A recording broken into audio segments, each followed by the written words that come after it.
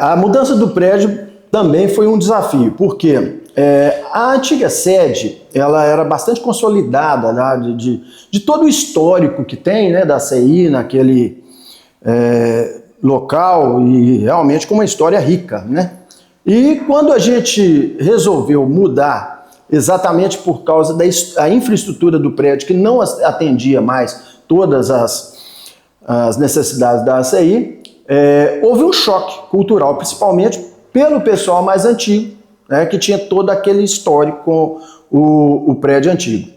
E aí, quando trouxemos esse novo prédio com uma estrutura muito melhor, com uma localização realmente muito melhor para as nossas atividades, e depois que a gente conseguiu mostrar que seria uma nova era da ACI, o então presidente Eduardo Rocholi, que estava à frente desse trabalho na época, ele foi iluminado nesse ponto, que conseguiu convencer as pessoas que realmente seria muito melhor. E assim, já de posse da autorização e da concordância de todos, nós fizemos a negociação que praticamente mudou todo esse cenário da estrutura e que houve contribuição, inclusive, de alguns diretores aqui para se envolver no negócio. Orlando Giordani foi um dos que se envolveu muito nesse negócio, até que ele que comprou o prédio da sede antiga, né, por um valor que as pessoas falavam que não valia. Ele comprou, né, realmente deu o valor correto, né, para aquele imóvel, e a gente pôde fazer essa transição. E ao longo desses anos, né, Flávio, 2014 até 2018, quando você foi presidente, a associação vem cada vez mais se abrindo, que eu falo, com relação aos associados, pegando mais prestação de serviço, comércio. O que você fala sobre esse avanço da associação nesse sentido? Porque durante muitos anos lá atrás foi muito fechado para a indústria, siderurgia, né, esse avanço. O que você me fala sobre isso? A CI tinha essa fama aqui na cidade de ser muito sisuda, né, muito fechada. E a gente conseguiu mudar isso bastante nesse cenário, de trazer muito pequeno empresariado, né, o micro e pequeno empreendedor. A gente conseguiu mostrar mais a ACI para a sociedade sete-lagoana, num contexto em que a gente mostrava a importância para todo tipo de empreendedor. E isso realmente fez a diferença. A gente trouxe muito sócio que jamais imaginou de participar da CI, se envolver com os trabalhos da CI. E isso trouxe também uma nova cara, porque fez com que a CI fosse uma entidade não apenas de alguns eleitos, mas uma entidade de fomento e desenvolvimento da sociedade setaguana. Nesse momento, enquanto você esteve presidente, né, entre 2014 e 2018, Sete Lagoas enfrentava aí uma taxa de criminalidade alta, né?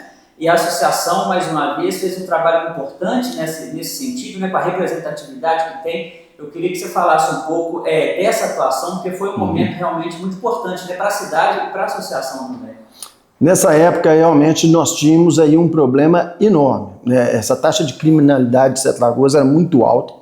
E quando a gente recorria às forças de segurança, a gente tinha pouco recurso. Por quê? Até então, Sete Lagoas era vinculada à administração regional de Curvelo.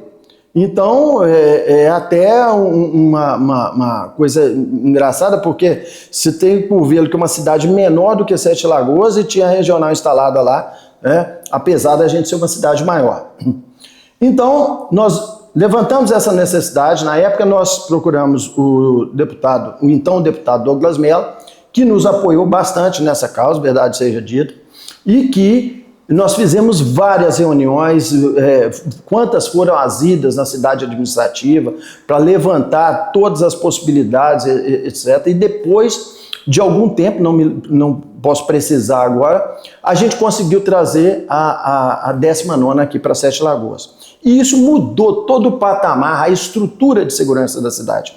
Hoje, a olhos vistos, a gente tem uma estrutura muito melhor em termos de viatura das forças de segurança, de efetivo, das ações coordenadas por aqui, porque toda a coordenação é da cidade de Sete Lagoas, né? Então, realmente, nós experimentamos um decréscimo gigantesco na criminalidade do que tínhamos naquela época. Isso fez uma grande diferença, principalmente para o empresariado local, que é um dos que mais sofria com todo esse problema de criminalidade, o comércio principalmente, né? Os nossos funcionários das indústrias, das áreas de serviço, todo dia com alguma ocorrência que a gente realmente não tinha como agir naquela época. Esse pode ser o maior ganho que a sua gestão ajudou a construir aqui na cidade, a chegada das forças de segurança com sede aqui no município, ou você destaca outro momento? Eu falo que é um grande feito, mas o que eu acho que é o grande ganho, e não só na minha administração, mas nas administrações mais recentes, é justamente essa abertura e a vinda de novos associados. Esse é o principal papel e esse é o principal objetivo da Associação Comercial e Industrial de Sete Lagoas. Nós somos uma entidade de fomento, de desenvolvimento, né? E que esse papel ele só é feito através da união do associativismo. Eu sempre briguei muito por essa causa, a do associativismo. Ela realmente faz toda a diferença. Eu vou te falar mais num contexto contemporâneo. O que acontece? O empreendedor no Brasil, historicamente, ele é execrado por todas as áreas, considerado como o vilão da história sempre. O empreendedor, aquele que arrisca seu capital, aquele que investe sem ter certeza do retorno, aquele que gera impostos, aquele que gera emprego, aquele que fomenta esse desenvolvimento, que faz a economia girar.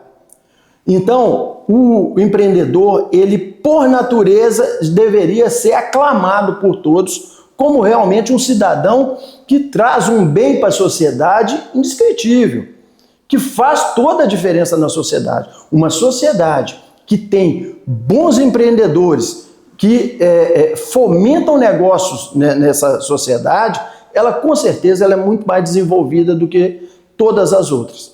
E a gente sabe que o melhor objetivo social que se pode fazer pelas empresas, pela sociedade de uma forma geral, pelos órgãos estatais, é a geração de empregos. A geração de emprego, um emprego de qualidade, um emprego realmente que faz a melhora das pessoas. Então, de onde que vem a grande maioria desses empregos? É através do empreendedorismo, é através do empresariado. Então, cada vez mais, nós precisamos valorizar o empreendedor, precisamos de valorizar o empresariado, e essa casa aqui é a casa onde você tem ações próprias, específicas, diretas para a valorização do empresariado. Então eu sempre conclamo a todo o empresariado para participar, para se envolver nas associações, que seja na ACI, que seja no CDL, que seja nos sindicatos patronais, porque aí realmente existe um pensamento que é parecido com os meus pares. Aqui dentro dessa casa eu consigo falar com quem entende a minha língua e, principalmente, a gente construir uma ideia que a gente, levando para a sociedade, ela pode realmente virar ações práticas, diretas, na vida do dia a dia, do cidadão, que é o que mais importa. Para que a gente tenha resultado nos nossos negócios, nós precisamos de um consumidor com poder de compra. Nós precisamos de um cidadão com segurança, que esteja vivendo numa sociedade que ele possa formar bem os seus filhos, possa crescer sua família, né? Possa desenvolver também a economia. Então, essa casa é o lugar disso. E é o que eu sempre quis trabalhar, sempre mostrei isso de uma forma ou de outra, e que a gente tem conseguido desenvolver isso muito aqui na ACI. Essa forma nova, principalmente para nós que ainda temos uma cultura muito baixa de associativismo, essa forma de desenvolvimento através do associativismo. Ao longo dos anos, né, Flávio, a gente tem conseguido reverter isso. Agora, nesse momento atual, inclusive, a associação, com a representatividade que tem conseguido trazer bons projetos, não só para os associados, mas também para a cidade, ter um diálogo aberto com o Executivo Municipal. Prestes a completar aí 90 anos, o que você imagina, o que você espera, qual que é, na sua opinião, qual o caminho que a associação deve continuar a seguir para continuar avançando e trazendo esse suporte que o empresariado precisa? Exatamente, é a vinda de novos associados. Quanto mais a gente encorpar essa casa, quanto mais a gente trouxer essa ideia e ela for realmente aceita e trabalhada por todos, mais a gente vai fazer isso aí. Eu falo que esses 90 anos de história, eles nos dão a base, eles nos dão a legitimidade para a gente buscar tudo isso. Mas é o trabalho contemporâneo de buscar novas parcerias, novos associados, é que desenvolve toda essa nossa entidade e, por consequência, a sociedade sete-lagoana e regional. Sete Lagoas hoje tem uma posição muito clara de liderança regional e nós precisamos valorizar e crescer nossas entidades para acompanhar principalmente os tempos modernos, que são desafiadores, que trazem novas perspectivas, principalmente no que tange a tecnologia, mas queremos que todo esse histórico seja a base e que possamos voltar todo o nosso crescimento para trazer os novos parceiros e associados. E até para incentivar esses novos parceiros e associados, o que, enquanto presidente da associação, para o empresário Flávio Fonseca contribuiu participar desses 90 anos que a associação vai completar? A CI, ela tem vários serviços, convênios, esse tipo de coisa que realmente atrai o empresariado. Mas, para mim, o principal papel e que ainda é o mais importante até hoje, que deve ser valorizado sempre, é a representatividade. É aquilo que eu não consigo fazer sozinho.